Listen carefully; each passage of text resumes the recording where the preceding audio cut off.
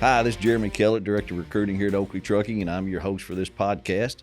This is episode 95. So on this week's episode, we're going to sit down with JP and Dustin Barnett from the safety department, from Oakley Safety Department, and we're going to talk some different things here. We're going to talk a little bit about some of the safety concerns that's going on in trucking in general real quick. Then we're also going to talk about some accidents that Oakley's had and the outcome of the accidents, and we're going to touch on just some safety concerns with the CSA and a little bit of everything. But I want to encourage you to listen to this whole thing because, you know, it's going to be a good one, and it gets even better towards the end. So y'all stay tuned and listen to that. But first, before we get started, let's do an Oakley update, which is sponsored by Arrow Truck Sales. Keith Wilson at Arrow Truck Sales in Springfield, Missouri is currently offering $1,000 off your first month's payment when you finance with transport funding, or $1,000 off the truck price if you bring your own financing. They're also discounting the cost of an extended warranty by $500. Arrow Truck Sales has been a long-time partner with Oakley Trucking, and that's because they specialize in first-time truck buyers. They don't do any leases. They have the best used trucks money can buy because used trucks is all they do. They don't sell any new trucks. And the biggest reason that Arrow and Oakley are partners is service after the sale. It is very important to us at Oakley that when we refer you to a company, that they are a good company with good people. They do what they say, and they understand our requirements. So give Keith a call at 573-216-6047 for a good used truck, and tell him you heard about it on the Oakley Podcast. Okay, a couple things on the Oakley update I want to talk about. First, the one important thing that I know is a challenge for a lot of people, but I want to explain it real quick, is our clean cut appearance policy that we have at Oakley Trucking. You know, we require everybody to be clean shaven, haircut, looking the part. Well, it's not just being clean shaven and haircut. It is a whole package of what you look like. It is what you act like. It is your language at our shippers and receivers. It is the attire you have on when you roll out of your truck and at our shippers and receivers or anywhere. It's, do you have your PPE on at all these places? It is, what does your truck look like? What does your trailer look like? It's the whole deal. And we have a strict clean cut appearance policy here at Oakley, and we're very proud of it.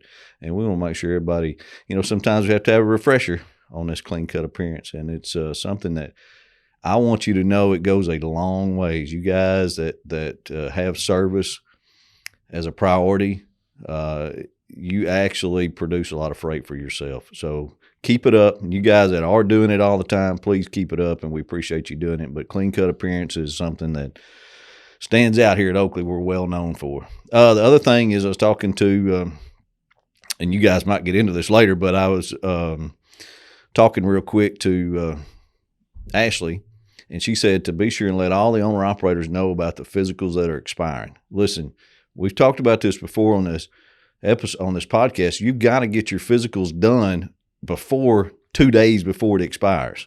That we're having MedCert problems where you have to send in the physical to the state. Well, it's not just like that. It doesn't turn around that quick. So Ashley says, man, get your physicals at least a week or two early before it expires. So keep that in mind when you're going to renew your physical. Know about that.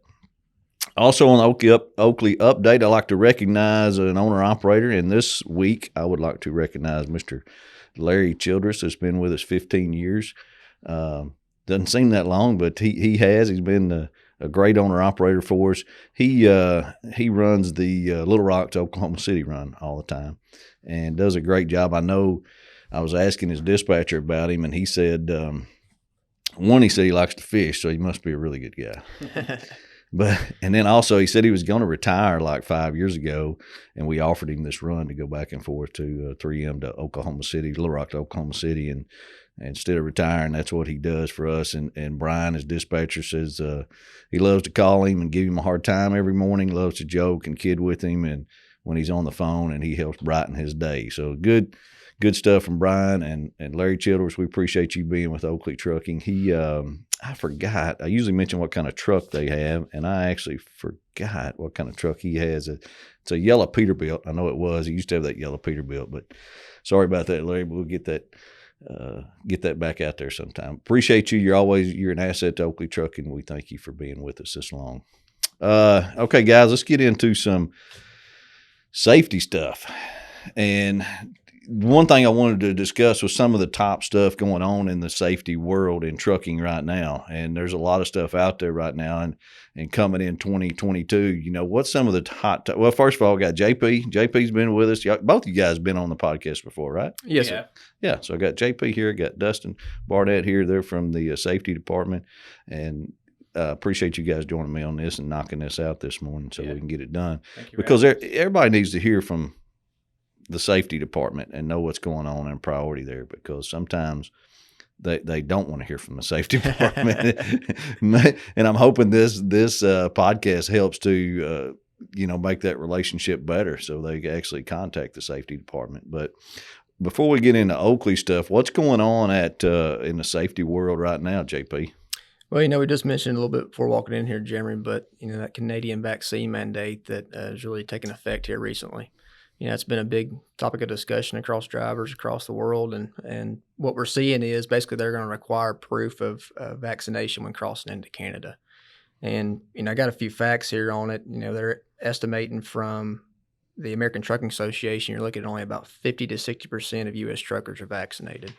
And so you would believe that's going to cause a little disruption in the supply chain. Like there's already not enough out there as it is. But, I saw where they said the cost of transporting produce out of California and Arizona into Canada just jumped 25% as of last week due to this. So they're already seeing a little bit of effects. So I was reading an article yesterday on that, and it was with Schneider is pulling out of Canada.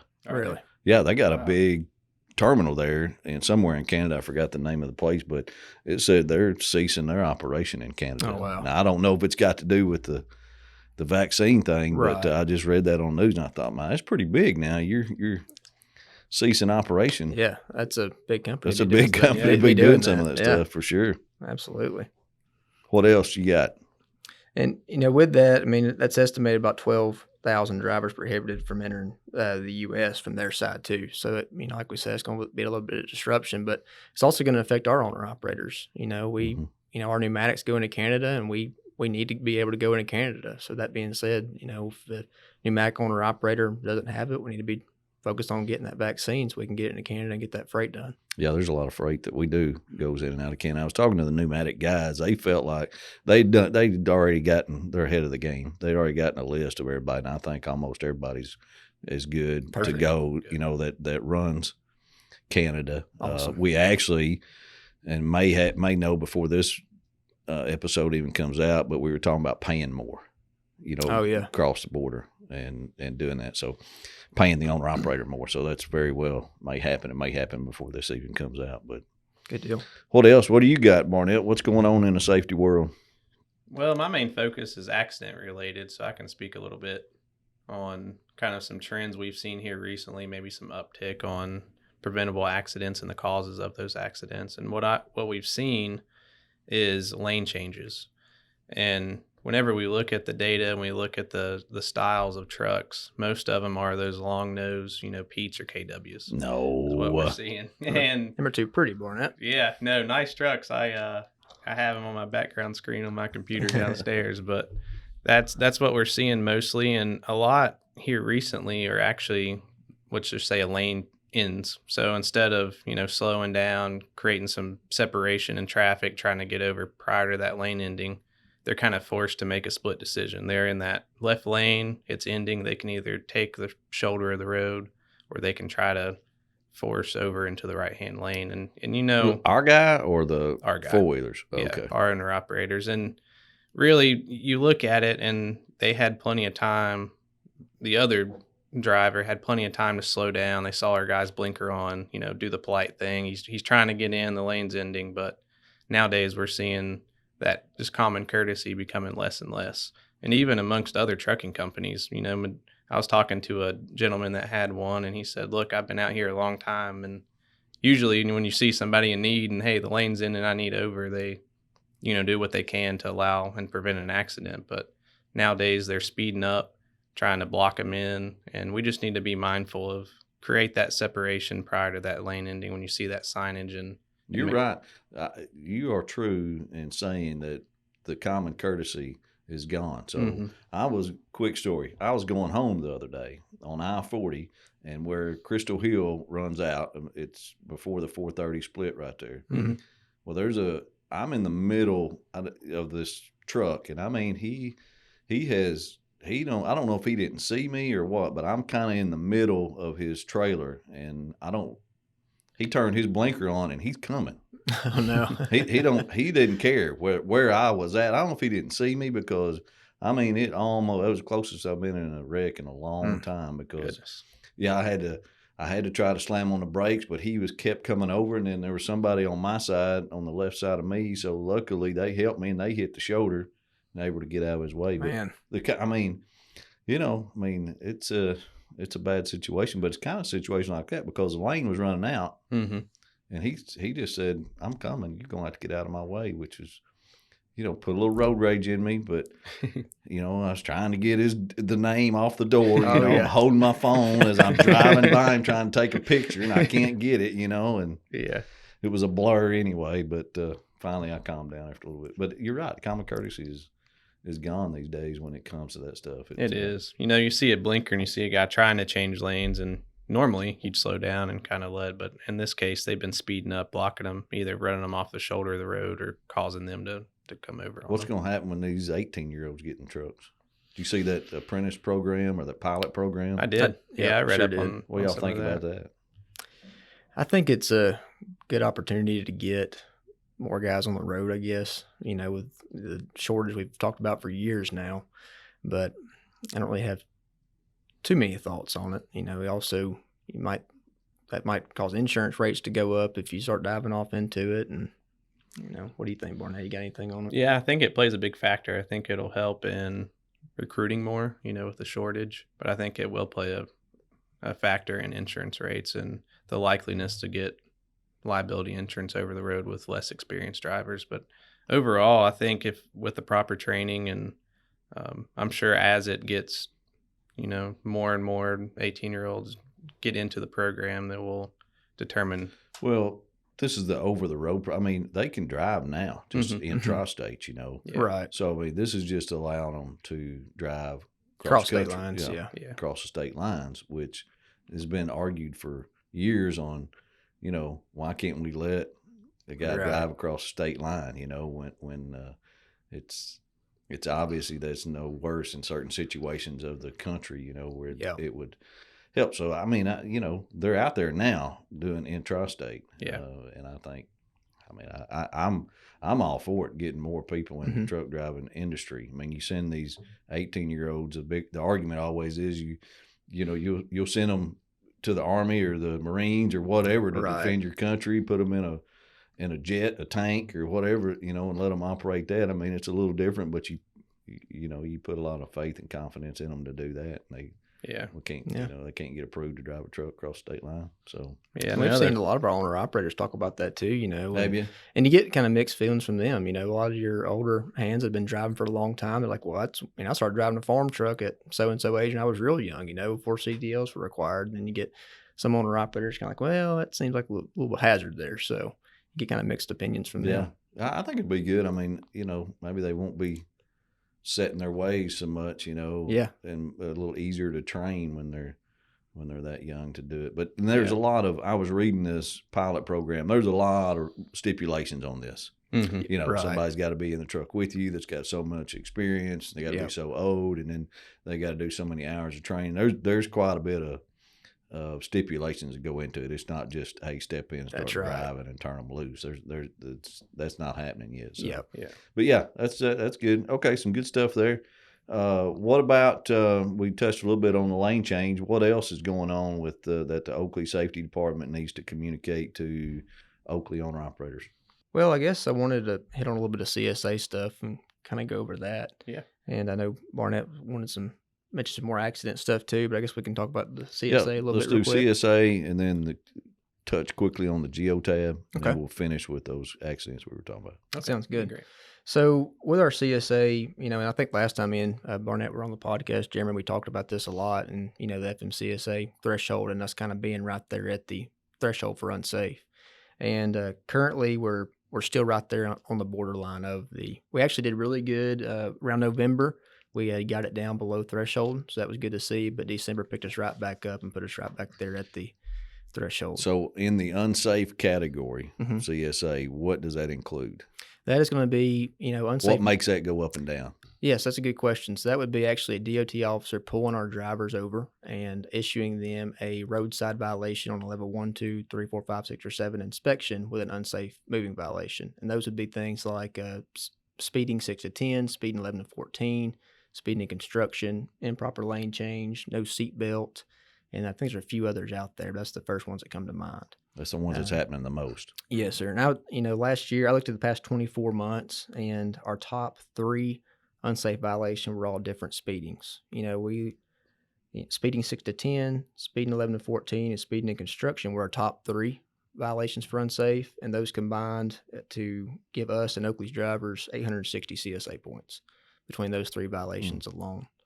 And speeding is just, ever since I hate to sound bad about it, but ever since it seems like we put in those Qualcomms, they went to those electronic logs, and the time just ticks. It just seem like you're on a time crunch. It just puts people in a hurry, when that clock's ticking all day and they trying to get all their work done. I mean, I can see where it can happen for sure.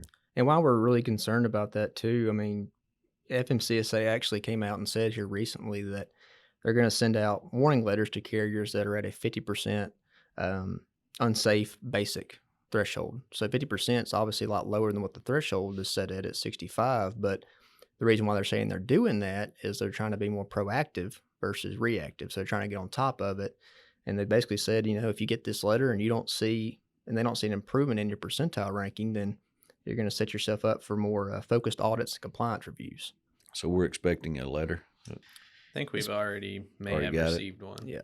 So that's why we're really trying to focus on getting that down and getting a handle on it. And I tell you, our guys can really just help us out, in my personal opinion, by not speeding in Arkansas. It seems like we had a lot of speeding. I handle a lot of our violations. Me and Ashley do our roadside inspections, and I feel like a lot of the speedings I see are in Arkansas. We run a lot. Yeah, run a lot in Arkansas, so it would make sense. But just watching out for that. And another one that's really hit us pretty hard, and this is not unsafe. This is just another violation that I see very often, and that's usually under the vehicle maintenance basic. And that top violation there is called a tire and or audible air leak. And I feel like 95% of the time when I see that violation, they usually get put out of service when they receive it. And that's basically the DOT officer saying one of your tires is too flat, or it is flat, or it's just too low to be considered a flat. And we've seen that a lot. And my recommendation to our guys is, in our industry, in this job, what we do, we need to be just doing tire checks every time we stop. There's no reason why we can't just step out of the truck, take a few minutes to put a gauge on it, see what. So give me an example of one of our guys that calls you, and what did the DOT officer write him up for? I mean, that was what so there's an actual federal code, and it's called, I can't remember the actual code, but it's the actual violation itself is described as a tire and or audible air leak. And essentially that just means either your tire can be low enough to be. But you don't have a specific, you can't remember one like our driver said, no, it was, I had a flat tire and he wrote me up for a flat tire, or. Yeah, there's 2 I can think of. So one owner operator told me that he knew he did have a flat, and he only had like 2 miles to go until he got to the shop to get it fixed.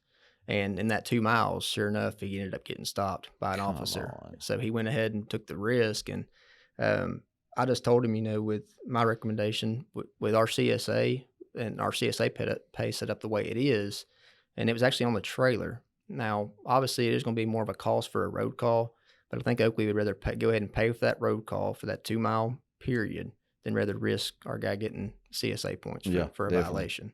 Definitely. And the other one I could think of that happened recently, owner operator just said, I had to have checked my tires for left out of the facility. I had to just pick something up on the road. And I guess at that point, it is hard to avoid, if you don't see something, feel something, and maybe you did pick up something, it just leaks down. But unfortunately, that's frustrating because, I know you try to prevent that and look at stuff, but man, it's so hard when I mean, it is. When everything's good when you take off, but when as you're going down the road, stuff happens and then you get caught, and it's just frustrating. That's hard to explain to an officer too. Yeah. Whenever I did my pre-trip, it was aired up, but now it's not. He doesn't take take into account that it could have happened within that mile stretch, but he's still going to. Or those air leaks. I mean, I could imagine how hard it is to find those. Oh yeah, especially if you got a slow one. I mean, good grief. Yeah, so that's some of your top violations of speeding. Man, I think that actually was our top 4. Those 3 speedings, which are different tires. ones, and then the tires. Those were our top 4 violations altogether. So that's what our guys need to focus on right now. Yes, sir. Speeding and tires. Speedings and tires. Okay. That's been our biggest ones. Okay. Well, how the Geotabs going? Going really good. Didn't they give us kind of credit for how many we've installed? Yeah. So we were talking with True North, our liability insurance carrier, just in a meeting that we had scheduled, and they'd made reference. They said they're kind of keeping up with our rollout, and they said they are involved and hear of a lot of carriers that are kind of transferring over to a new telematics system. And they were kind of raving about Oakley. They said they haven't seen the rate and efficiency that Oakley's been pushing these out. And I think that says a lot about, our company. It says a lot about our owner-operators, between safety and dispatch, coordinating them in here. And then, of course, all the shop guys out there doing their job on getting those installed. Whenever you can install 12 a day, it's kind of what we're shooting for. That keeps them busy out there, but it also says a lot about the efficiency and how we conduct ourselves. Well, and I hear Jason Webb hollering out there. Yeah, he's been on. Get in here and get these things done, which is good, and that's a great point on the shop out there being able to get them all done. I just want to thank our owner operators too for being receptive to this and taking the time to be able to let us make this change and making it easier on us. They've been very helpful and going forward with it. Sit there in the class, ask their questions. They've been learning it, and it's what's the feedback you get now that we've got over 500 in? What kind of feedback you getting? Pretty good overall? Overall, I say so. I mean, everybody's seen, obviously that first week of using it, you're a little frustrated because it's a different system, but following up with our guys and them using that new system after they've learned it, they really enjoy it because it is, I think it's an overall easier system once you get the hang of things. Is the iPad the way to go or your phone? We're seeing it varied. I think we're seeing more so if they do start with the phone, they're investing in an iPad or a tablet later on, just because it's a larger screen. They can view the graph a little easier and just keep their personal phone off to the side and just use their device for logging, and they leave it installed in their trucks, and that's all they use it for. And I probably would, Jeremy, if I was driving for us and on this system, I would probably use a pad just because you can see everything on one screen. Phone works definitely fine, so I don't want to push anybody to spend money if they don't want to, but it is easier on a pad to see everything. I was talking, you hear some guys that they don't want to give their phone to the DOT officer. Yeah, right. Which I get that. Mm-hmm. Well, I've had Lieutenant Doug Lafferty on here a couple times. Matter of fact, I called him the other day and I said, I got to get you back on here. Yeah. He said, yeah, anytime. That'd be great. And we might get him in here and one of you guys and bounce things back and forth. But that'd be great. Yeah, he said, I mentioned that to him about we were going through this and a lot of guys didn't want to let a DOT officer look at their phone. He said, I can just tell you, I don't want to look at their phone either. I don't want to see anything in their phone. Yeah. What's going on. He said, that's the last thing I want to do is go through the stuff on their phone. I just need to see the logs and that. And so there you go. It's the same deal. But we'll have to do that. That'll be a future show. Maybe in the next few weeks we'll get him up here. Yeah. And maybe do a little Q&A with the safety department and the DOT officer. I think that sounds great. We did one over at the ATA one time. There were some law enforcement officers there, and once you start talking to them, they're just like us. They've got a job to do, and we can kind of show our concerns, and they can relate to it, and then they can kind of show their side of things. And I think it was a great little meeting that we had with them. I've got several questions I can think of already. I'd ask them. So start writing them down. That's right. We'll get them ready for old Lafferty. We'll put him on the hot seat. Awesome. Yeah, that sounds great. Okay, before we finish up, I really wanted to touch on some accidents because, as we all know, we do all this stuff, safety stuff, whether it's, the tires, the speeding, the cameras, we do it all to help ourselves and the owner operator in case of an accident. Mm-hmm. So we'd have all these measures in place to to be able, because as a safety department, and even I think like this too, is I think of the end result. Well, what if we're in court? Are we covered? How do we protect ourselves and the owner operator? Because we have the liability insurance, so we're going to pay. The owner operator, his escrow is on the line, but that's all he pays. If it's a $500,000 lawsuit, if it's a $50,000 lawsuit, he pays the first $5,000, and then we have to cover the rest up to $250,000. So I just wanted to get you guys to share a couple of things about accidents so our owner operators understand what we're doing here, and some of how hard it is as a trucking company to come out on the good side. I mean, we have a target on our back, a bullseye on our back. We do, just like the driver does too. And we're in it together. His truck pulling our trailer, and we provide liability insurance. We're trying to protect both of us. Absolutely. Still. So what's a couple examples you got, Barnett? Yeah, I have some examples here, but just briefly, I attended a conference a few months ago, and they were explaining that, prosecuting attorneys used to focus on medical malpractice because that's where the money was. That's where they were receiving most of their compensation. But they've since, within the last 6 or 7 years, geared towards the trucking companies, because they see that there's money in it. And until there's tort reform, maybe even on the federal level, or more states start pushing out tort reform.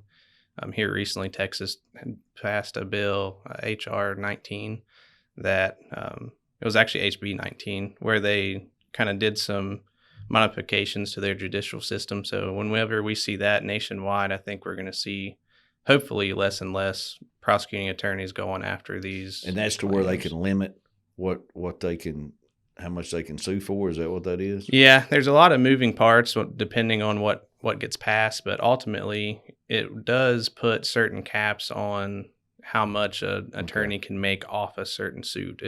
And I know here in Arkansas, we had it on the ballot last year, and then a week before we had the election, they came out and said, you can vote for it, but it's not going to count. They ended up pulling it from the ballot. Right. And all it did was that exact thing was limit the amount that a plaintiff attorney can make off a certain suit. It did not cap off or limit any, medical or bodily injury payments to an individual. It was just strictly attorney based. Okay, I got you. But no, that a lot of powers played a factor in that, but you could see it on the ballot, but it didn't count if you voted for it. And just to give another little percentage, in 1 year between 2017 and 2018, the award for trucking related liability claims rose 483%. And that was according to the American Transport and Research Institute. Golly. And that's those, what they call nuclear verdicts. Mm-hmm. Yep. That's the reason for that. So what would you consider, Jeremy? I'll ask you here. What do you think of a nuclear verdict? Well, it used to be millions. Millions, yeah. Is what it used to be. And then just recently they had one that went to $1 billion. Man. Mm-hmm. But I don't get it, there's got to be something done about that. But used to be, years ago, you'd hear of a big company getting a verdict for $10 million, $20 million. You're thinking, oh my gosh. Mm-hmm. Yeah. Over an accident, whether it's a rear end or something. And then people wonder why we get all excited. Yeah. As a company in the safety department and insurance, and it's a big deal. So. It does. So normally, I think the cutoff now is about $1 million still. Anything over $1 million is considered nuclear. Oh, is it? But ultimately, I think of nuclear even being lower than that. Whenever you have some minor soft tissue related claims that normally would result in about $5,000 to $10,000 payout, reaching upwards of $25,000 to $50,000, and that becoming the norm, I see that as nuclear. Whenever there's not a lot of injury, we're still paying out those kind of numbers. And I have a great example here, and I will show you some pictures just to get your opinion on it. Oh, okay, good. So this was an accident that we had in Shreveport. I'll let you look at the pictures while I give you some backstory. So we were delivering at a customer's facility. Our owner-operator missed the turn, kind of stopped in the middle of the roadway, turned his flashers on, and the some conflicting statements, but it was said that we were backing up in traffic trying to swing out wide enough to make the turn into the customer's facility.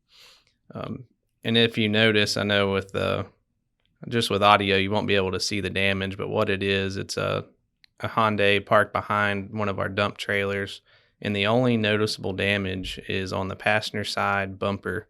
If you look there, Jeremy, there's a little bit of black mark from maybe... I don't hardly see anything. Yeah, a little bit of black mark maybe from our mud flap there. I'll let you look at that for a second. I think it might be on this one. On this one right here? Yeah. Yeah, barely little. I got to pull out my specs because I can't even see a mark anywhere. Yeah. So this was actually the very first trial that I attended with our owner-operator. And this went to trial? It did. Yes, sir. And the reason being just because of the astronomical figures that the prosecuting attorney was putting in place and trying to get awarded, we couldn't agree on an amount in mediation, and we had to take it to trial. And it's an interesting process, and I know driving over the road, you never think you're going to be put in that position. So you look at something so minor, and to reach trial. And I know driving over the road, everybody always wakes up and thinks, accidents aren't going to happen to me. I'm not going to be put in that position, but they do happen. And this is a prime example of what it could lead up to. So they had about $6,000 racked up in medical expenses. Somebody got hurt off of this? Allegedly.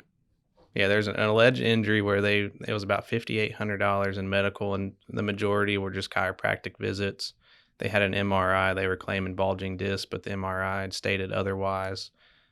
What do you think in court that we awarded this claimant? Just ballpark. I hope nothing. That's what I hope. Yeah. But evidently not. So, I can't see any damage on this car, and they're saying they're hurt. Maybe they wanted maybe $10,000. What about you? I don't know if you're familiar with this one, JP. What do you think? I remember the accident. I'm not familiar with the process and what we all end up paying out, but that was actually going to be my number too, Jeremy. About 10 to 15 is probably what we ended up paying the claimant out. Yeah. Yeah. So the judge awarded the claimant alone about $26,000 for her bodily injury resulting from this claim. And in looking at it, it looks like a loss based on the figures you all thought it would be. But even more shocking, that's not considering the cost of defense. So cost of defense to, take it to trial and all the mediations and depositions that needed to take place, the cost of defense was $66,000. Wow. Goodness. And with property damage included, that's about $94,000. Was the total expense that Oakley had to incur based on an alleged backing incident where there was just a minor scuff mark on the vehicle. Wow. That makes me want to throw up. It does. And it gets frustrating over there kind of working these and seeing the cost that it takes. So even a win doesn't always feel like it based on the amount of money we have to pay to defend these claims. Did we get a ticket? No citation. What do you have? Do you have another one? I don't have any pictures of any others, but I can give you a range. So do you have one, and I'm just putting you on the spot, do you have one that was totally not our fault and we still had to pay out? I can't think of any off the top. Normally, if they're not our fault, well, there might be some expense costs, but I've never seen us actually pay out for an accident that's not our fault. We may. Well, we have. Yeah. We have. Yeah, I'm sure. What about the other one you had then? So just a range. So we have that one, 90,000, and then you have more when you start looking at, and that's something minor. And then when you start looking at the more severe accidents that we've had where there is some negligence maybe on our owner operator's part, and one that comes to mind was a $3.5 million payout for a rear end accident where our owner operator just was somehow distracted, wasn't paying attention, and caused a rear end accident. And that just kind of shows the range from minor to severe. And I guess people were hurt. Yeah, so there was some brain injury involved in that one that caused went to trial. Yeah. Wow. Or did that even go to trial? Did we that just one? Settle that one, I think we just settled. I don't think that one actually. Well, it gets out of our hands at that point. It's in the insurance attorney's hands because we're first you lose the owner operator loses $5,000, then we pay up to $250,000, correct? Yeah. And then insurance picks up after that. Yeah. And that's important to know. You hear a lot of, well, insurance covers that. So there's a lot of factors in play. So with a self-insured retention, Oakley really incurs a lot of that front end cost for these accidents. And then even beyond that, you might not be paying out as far as, when it reaches into the millions, but ultimately you do, because it affects your insurance rates. It affects the likeliness to you obtaining liability insurance, because all of these claims get factored in whenever they rewrite your insurance. That's a whole nother podcast. You start getting into what's happened this past year, what's settled, what hadn't, what's still hanging out there for years. Mm-hmm. I don't guess you know how long that the time from that accident happened. I'm talking about this small one that cost 90-something thousand. The time the accident happened until the actual trial and it settled. I think it happened in 17, and I think it was in 19 that it ended up. So just drag it out. Keep dragging it out. Oh, yeah. It does. And those expenses keep dragging out as well. Well, I told JP when we come in here, I said, if we talk about bad stuff first, then we'll end on a good positive note. So I don't know that ending on a positive note, JP. You got any positive information for us to end up on? I do have some positive information. Going back to our CSA, with as many owner-operators we got out there, and as much as, many inspections we do get, we're looking at 66% of our owner-operators have 0 CSA points. And I think that's a fantastic number. And then you've got 22% at 1 to 15, which is still good. 16 to 30 at 7.6%. So that's some really good numbers there to see. Yeah. Yeah, we got some great owner operators. I mean, you that take care of us every day, that represent us well every day, that, are very safety minded. And you can tell by getting them in here and talking to them. I mean, as y'all are doing, putting these new cameras in. I mean, we got some great guys. We do. Yeah. That are taking care of us. Thank goodness, and that starts on the front end, referring guys here and us going through when, putting the right guy to work here, making sure we're particular on who we lease on and staying consistent with that. That's right. Not dropping our standards. We got to continue to be consistent with that. And then it produces good people and good, safe drivers. And that's what we're after here. Absolutely. Appreciate it. Is that all you guys got? Yes, sir. I think that's all I have. I think that's it. And I just want to send a quick reminder out to, our quarterly videos, Syntax videos are going back out. And right now, Alex, Ryan, Kyle Haney, and Garrett, their owner operators are on our quarterly list for this Q1. So be expecting those to come out. Okay, good deal. Well, thank you guys for joining me and doing this episode. I think it's very informative. I think it's good information that'll help our owner operators do their job better every day and think about the big picture a little bit too. So yeah. All right. I appreciate everybody joining the Oakley Podcast. Once again, don't forget we come out every week with a new one every Wednesday, and we will make sure we get it out to everybody. And please be sure and subscribe, like, and comment on all our videos. It helps tremendously. Once again, appreciate it. We'll talk to you next week. Thanks.